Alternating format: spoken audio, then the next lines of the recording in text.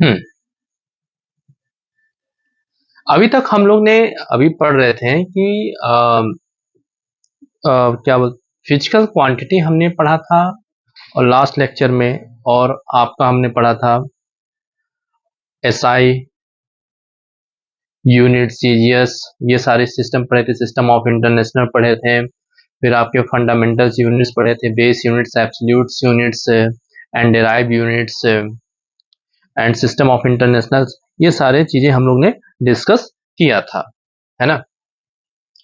इसके बाद हमें पढ़ना है सप्लीमेंट्री, है ना, सप्लीमेंट्री यूनिट्स पढ़ने हैं।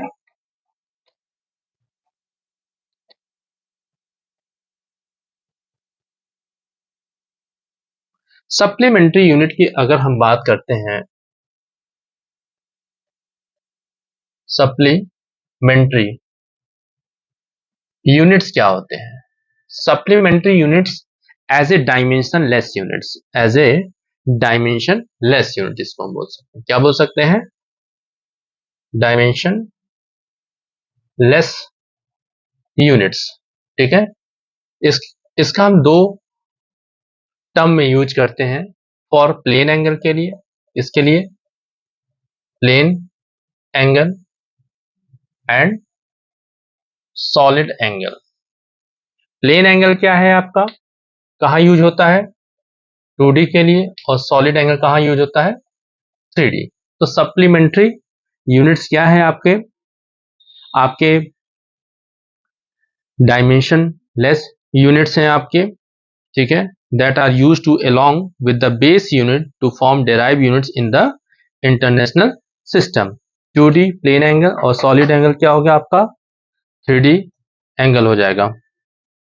तो 2D के लिए आप क्या यूज करते हो? रेडियन में हम यूज करेंगे, और 3D के लिए स्टेरेडियन बोलते हैं। ठीक है, ये आपका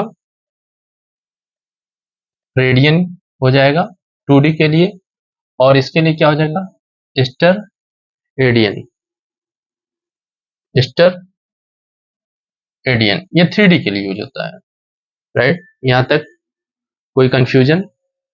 यहां तक आप समझ सकते हैं 2D एंड 3D के लिए। 2D के लिए प्लेन एंगल और 3D के लिए सॉलिड एंगल हम यूज करते हैं।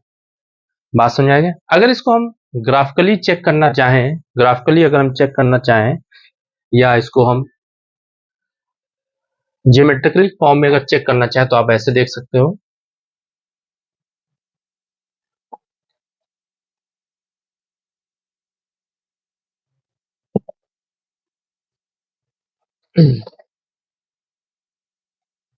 यहां तक तो कोई डाउट नहीं होना चाहिए। बट अब कैसे हम यूज करते हैं 2D और 3D में ज्योमेट्रिकली अगर हम चेक करें, जैसे प्लेन एंगल की हम बात करें, इसकी बात करें, प्लेन एंगल की अगर हम बात करें, ये आपका 2D है। ये क्या आपका सर्कल है, ये आपका क्या है? सर्कल है।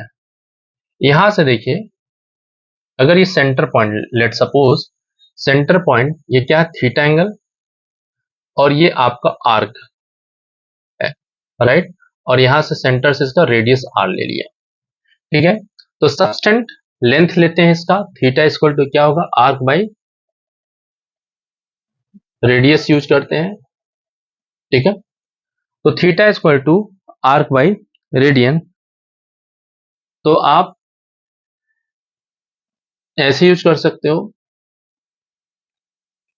अगर इसको सपोज करिए इसका लेंथ ये कंसीडर कर रहे हैं, तो थीटा बाई क्या होगा? एल बाई आर हो जाएगा। ये सबस्टेंडेड लेंथ है आपका अपॉन रेडियस, ठीक है, क्योंकि ये आर कंसीडर किया था, इसको हम एल कंसीडर कर लिए, ठीक है। सर्कल के पास 2 पाई रेडियन होता है। सर्कल हैज 2 पाई रेडियन, ठीक है। ये भी पॉइंट समझ में आया, राइट। यहां तक कोई डाउट नहीं होना चाहिए। तो प्लेन एंगल 2D के लिए यूज होता है और सर्कल के पास 2 पाई रेडियन होता है, सेंटर से लिया। ये थीटा है, इन दोनों के बीच का एंगल, यही आपका प्लेन एंगल है। थीटा क्या है? थीटा आपका प्लेन एंगल है, राइट।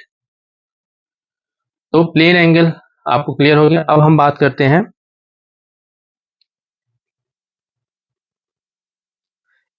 सॉलिड एंगल की। हम बात करते हैं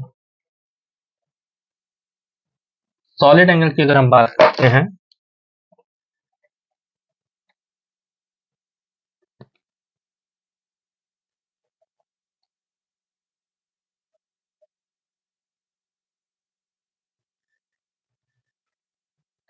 देखिए सॉलिड एंगल की बात करते हैं।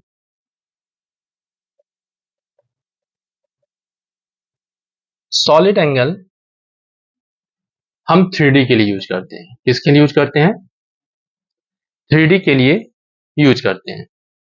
तो सॉलिड एंगल आपका 3D हुआ। और यहां हम स्फेयर की बात करते हैं। इसकी बात करें, स्फेयर, हम स्फेयर ले रहे हैं, राइट। ये है। यहां अगर हम एरिया को कंसीडर करें, सबस्टेंड, वहां सबस्टेंडेड लेंथ था और यहां सबस्टेंडेड एरिया कंसीडर करेंगे। ये सपोज करिए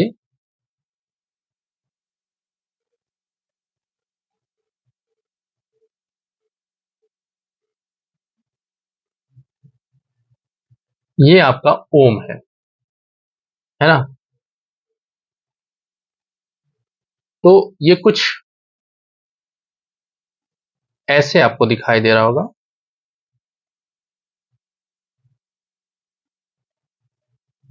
ठीक है।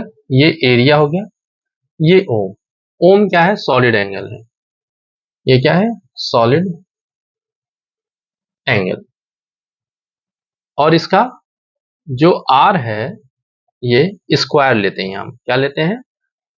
तो solid angle area by R square, ये सबस्टेंडेड एरिया अपॉन रेडियस का क्या हो जाएगा? Square, right. तो यहां तक आपको समझ में आ रहा होगा, है ना।